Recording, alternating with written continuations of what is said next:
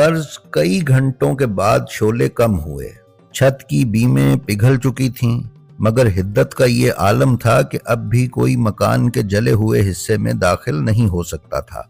बहरहाल हिम्मत करके नवाब शहीद यार जंग और नवाब इनायत जंग और नवाब सरताज जंग बहुत बड़े बड़े बांसों में दरांती लगाकर आशूर खाने की सीढ़ियों पर आए और दरांतियों से आहिस्ता आहिस्ता उस छोटी अलमारी को दरवाजे के करीब घसीट लिया जो तकरीबन जल चुकी थी।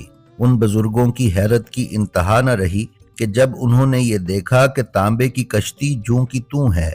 यही नहीं बल्कि दो मोमबत्तियां जिनमें एक अध जली थी और एक बगैर जली हुई थी उसी हालत में महफूज थीं और जामा मुबारक को कोई नुकसान नहीं पहुंचा था। नवाब शहीद यार जंग ने खुशी खुशी बसद एहतराम उस कुर्ता मुबारक को अपनी वालिदा के हवाले किया।